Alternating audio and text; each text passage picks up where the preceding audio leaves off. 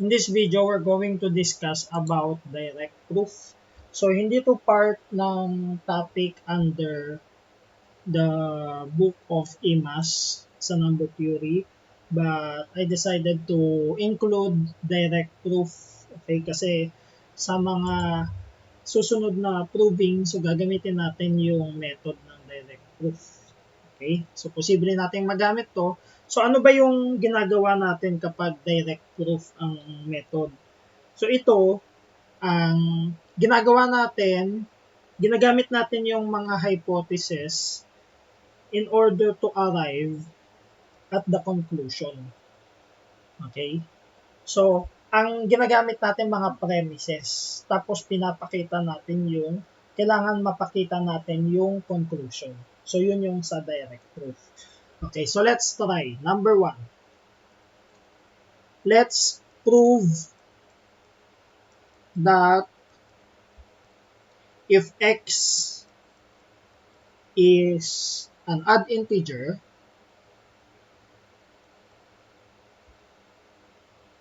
then x minus 3 is even. Okay. So dito, papakita natin na kung odd integer yung x, any odd integer, okay, pag nag-subtract tayo ng 3 from that integer, ang lalabas ay even. Okay, so this will be our first example for our proof. Now, kung odd integer yan, i-let natin yung x to be 2k plus 1. So, ito yung representation natin ng odd integer, which is diniscuss natin sa unang part sa property of integer, where k is element of z's. Okay?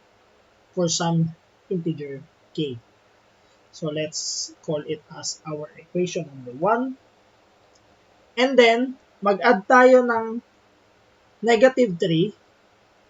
Add negative 3 to both sides of equation 1. Okay? So, magiging x minus 3 equals 2k plus 1 minus 3. Okay? And this will be x minus 3 equals 2k minus 2. Okay? So, dito sa 2k minus 2, pwede nating i-factor out yung 2. So, x minus 3 equals 2 times k minus 1. Now, let k minus 1 be equal to q for some q element of z. Okay? Because kapag nag-subtract tayo ng 1 sa integer k, integer din naman yung lalabas. Then, x minus 3 is equal to 2q. And this is a representation for an even integer. Okay, so you can review the representation for odd integer. So, di ba, diniscuss natin, pag add, either 2k minus 1 o kaya 2k plus 1 yung representation natin. Kapag even, it is 2k. So, as you can see, ang lumabas ay 2q. So, ibig sabihin, yung x minus 3, so therefore, x minus 3 is even. Okay? So, this is done. Okay? So, ganito yung method ng direct proof. Ginamit natin yung hypothesis natin. Yung hypothesis na yung x natin ay odd integer. Tapos, pinakita natin yung conclusion, which is yung x minus 3 is even. Okay, so let's have another example. Number 2. So, prove that if x is even,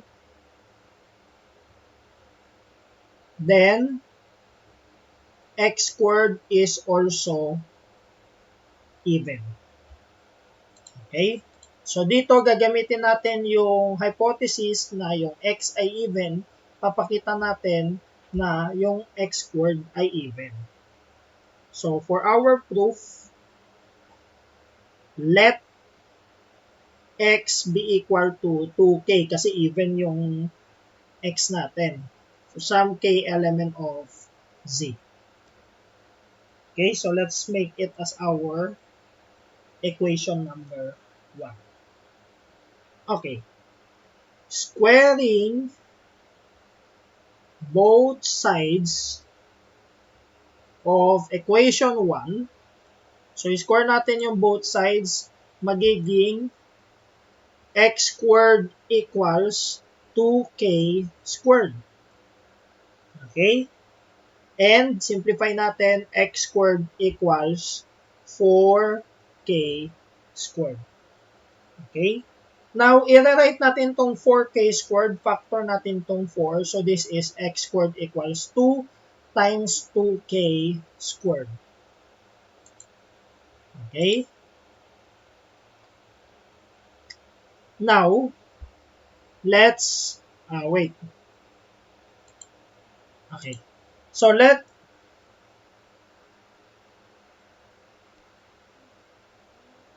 by the way, etong 2k squared, is this still an integer? So, the answer is yes, by closure property, na kapag minultiply mo yung integer sa integer din, ang lalabas ay integer pa rin. Okay? Now, since 2k squared is still an integer, by closure property,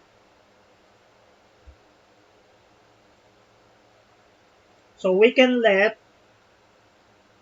we can assume 2k squared to be equal to some integer q. Q is an integer. Okay. So we have x squared equals 2q. And ano ibig sabihin nito? X squared equals 2q. Ibig sabihin, yung x squared natin is even. Okay, so this is that.